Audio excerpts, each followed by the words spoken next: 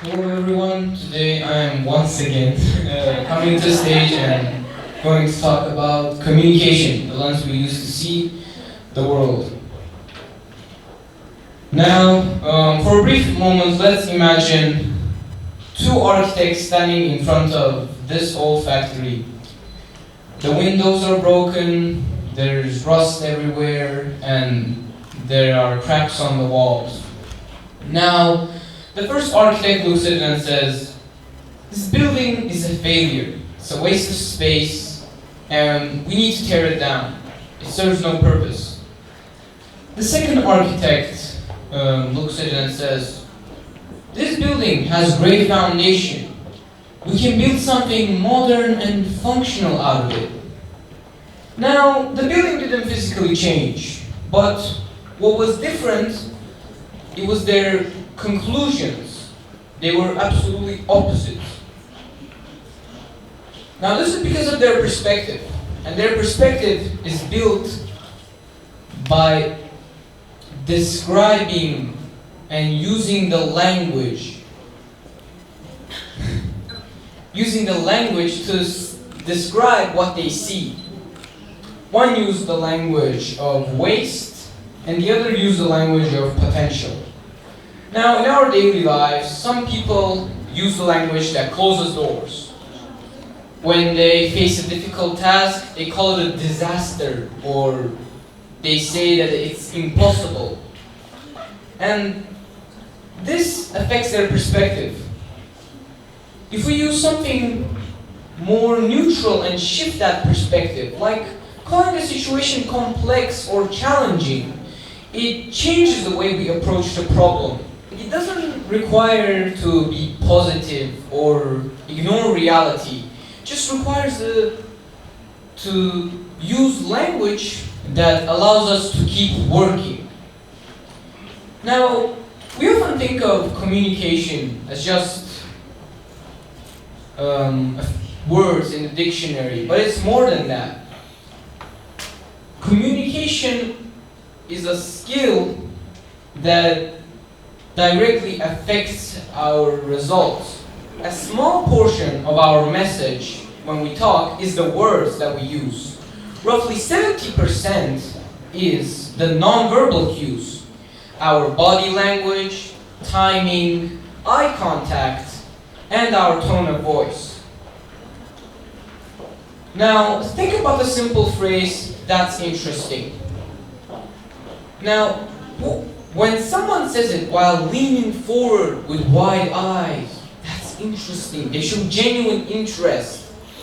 They're actually into what you're saying. But if someone says it while looking at their phone with a bored expression and a flat way, like, that's interesting, they show no care. The words are the same, but the way they deliver the message is different. Now, we use these non-verbal cues to understand intent in the past. For example, if someone said something slightly blunt or mean, you could see a smile on their faces and understand that they weren't being mean at all. They didn't mean it. But that safety net is slowly starting to disappear. This brings us to the biggest change in human history, the great digital shift. Now, most of us spend a lot of time in talking to others on Discord, WhatsApp, emails, and text messaging each other. When we send that text, we send flat text. You can't really read the expressions or see their or hear their tone, which makes it hard to understand intent. When someone is being short with you, or you could think that the sender is angry or they're being short. In reality, the sender might just be in a hurry or sitting in a noisy airport. Now, in the digital age, being polite means being clear. It means that when people understand your intent, they manage to get what you're actually saying, and it makes a clear point to continue talking. It makes stronger connections. Now, another part where our perspective matters is the internal dialogue, the way we talk to ourselves. This voice that narrates our day can be very critical for some people. You can use absolute words like always or never, saying, I always fail at this, or I'll never be able to do this. And to get rid of all of these problems, there are practical steps for adaptation. It's very easy. It doesn't require a complete changing personality, just a few small realistic habits. First is to verify intent in digital spaces. As I mentioned, we know that our text messages that we send are flat. So we should verify our intent. If there is a confusing message that worries us, instead of getting upset, we should try asking for clarity and get into the habit. For example, we could say that, just to make sure I understand, are you asking for a quick update, or is there a specific problem? Second is to use accurate language. Now, this is probably the main thing out of all the language, out of all the things I mentioned. Because without it, our delivering the message will be very confusing. You know, for example, I'm a bit worried right now. I'm stuttering, and I'm very stressed, like before. but we should try to focus and try to gain our confidence and use accurate language, like using our tone of voice in the correct ways.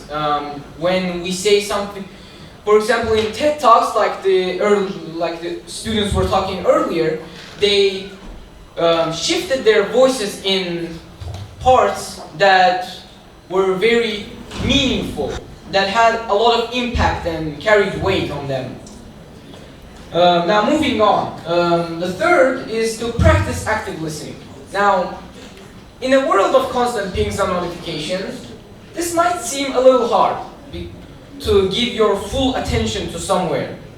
But what is active listening at all? In active listening, you stop planning your response, you listen to the entire building, that olfactory that I mentioned earlier, and then you start looking for the cracks. Not only do you get a clear view in what the person is saying, you also manage to get a better way to express yourself and continue your dialogue efficiently. Let's wrap things up and remember the two architects again. The world will always have old factories. We will always face difficult problems, personal frustrations, and confusing digital messages. But we are just people who watch this happen. We are the architects of our own experience. We can choose to focus on the cracks and the failure, or we can choose to focus on the potential and the foundation. In my humble opinion, let's not focus on the negative. Let's look at the foundation and the potential more. We can express ourselves and we can build stronger connections. We can build clearer limits for ourselves, understand ourselves much better, and become more successful in the future. Because communication is the main way we talk to each other. Thank you for your attention.